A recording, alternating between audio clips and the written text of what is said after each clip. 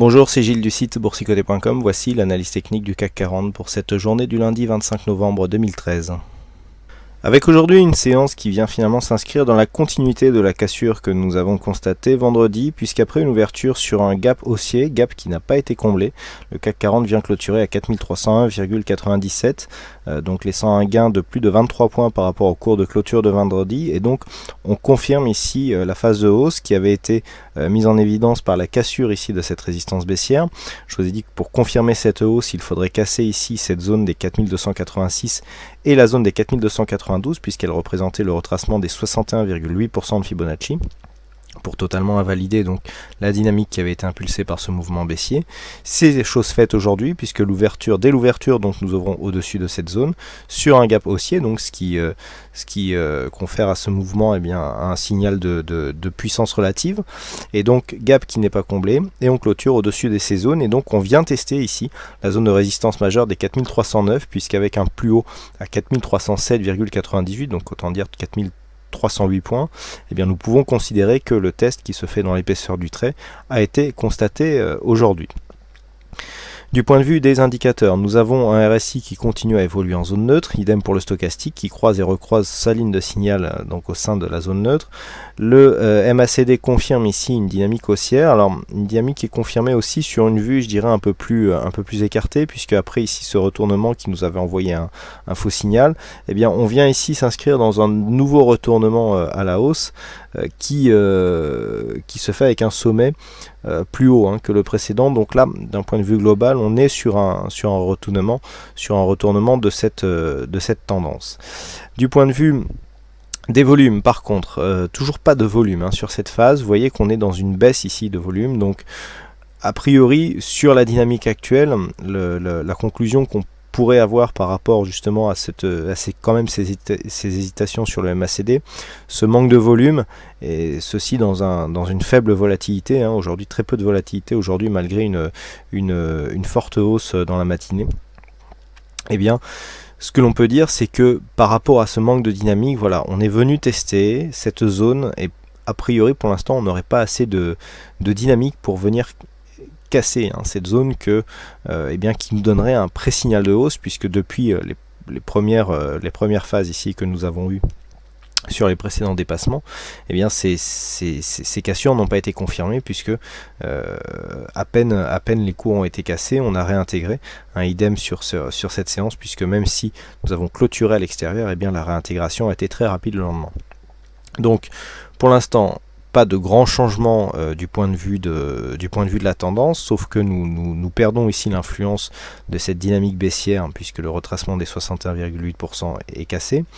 Donc on revient dans un biais plutôt neutre, avec légère préférence haussière du fait que nous sommes ici dans une dynamique haussière. Nous commençons à avoir des petits signaux de force, avec ici l'ouverture de ce gap qui se fait sur une zone technique significative et qui n'est pas refermée. Bon, malgré tout, nous avons peu de volume. Alors à voir si effectivement une cassure ici de cette zone s'effectue avec des volumes conséquents, pourquoi pas.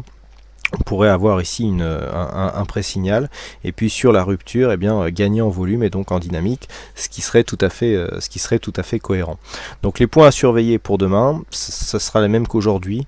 Donc cette zone de point bas ici à 4286 points, si on repassait en dessous, on repartirait pour une évolution donc neutre du point de vue court moyen terme. Par contre, sur un dépassement, donc ça c'est pour la zone basse, pour la zone hausse ici, une cassure donc cette zone des 4309. Alors déjà serait un bon signal ou une bonne nouvelle, en tout cas si vous êtes haussier. Par contre, ce qu'il faudra surtout surveiller, c'est l'accélération possible. Donc nous avons une zone ici à 4355 qui fait toujours figure d'objectif sur une cassure de cette zone de résistance. Et surtout, ce qu'il faudra vérifier, c'est l'évolution des volumes dans la journée, si toutefois nous avions une cassure de cette zone, pour vérifier le fait que suite à ce retournement ici, le mouvement gagne en puissance, puisque si nous avons ici une phase de hausse sans volume, on pourrait avorter le mouvement comme nous l'avons eu les deux précédentes fois. Voilà, donc pour cette analyse technique du CAC 40, et comme ça a été un peu plus court aujourd'hui, alors je vous propose un petit supplément. Alors voilà, je vous propose de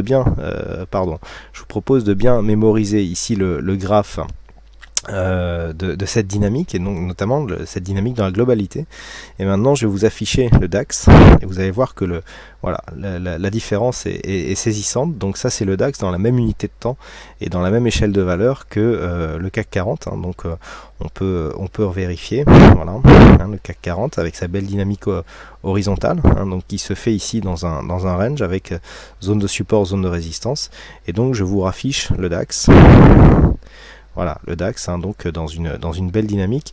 Et ce que l'on peut voir, c'est que le DAX est en forte surperformance du CAC et que eh bien, nous sommes déjà sur des zones de points hauts sur le DAX. Donc on sait que logiquement, ces deux indices sont très fortement corrélés. Là, ce que nous avons, c'est un DAX qui confirme ici la cassure de cette zone des 9194 points et qui va inscrire de nouveau plus haut. Ça, vous voyez, c'était la première phase de sortie de la zone de range du CAC 40. Vous voyez qu'on est bien au-dessus ici sur le DAX. Ça, c'était la phase de sortie baissière. Vous voyez qu'on n'a pas cassé la zone de point bas ici sur cette zone. Tout ça pour vous dire quoi ? Pour vous dire, là ici nous avons première sortie du range, deuxième sortie du range. Ici sur le DAX nous avons déjà l'inscription d'un nouveau plus haut, et donc le fait que l'on soit ici à l'extérieur des bols, il faudrait vraiment qu'on ait une grosse puissance sur le CAC pour bien venir casser cette zone de range, et ce qui pousserait le DAX à aller encore plus haut et le placerait dans une phase d'exagération. Alors il y a deux facteurs, hein, par rapport aux autres indices que l'on peut avoir sur le marché, notamment si on compare avec des indices de référence comme les indices américains, et notamment le S&P 500 qui est un indice élargi et qui est normalement moins soumis aux phases d'exagération, même si ça lui arrive aussi. Mais ce que l'on peut constater, c'est que par rapport à d'autres indices de référence, le CAC se place en sous-performance de cet indice et le DAX en surperformance. Donc entre le CAC et le DAX, on a un petit peu les deux extrêmes, et il faut en tenir compte lorsque l'on applique ici des points de cassure sur des analyses techniques. Donc tout ça pour dire quoi ? Tout ça pour dire que demain, il faudrait une énorme puissance pour venir casser ici cette résistance et marquer de nouveau plus haut lorsque l'on voit ce que cela implique sur le DAX. Voilà donc ce que l'on peut dire sur cette analyse technique du CAC 40. Ben voilà, écoutez, il ne me reste plus qu'à vous souhaiter à toutes et à tous une bonne soirée. Bonne chance donc dans vos prochains trades, et donc on se retrouve dès demain pour d'autres analyses techniques en vidéo. Bonsoir à tous.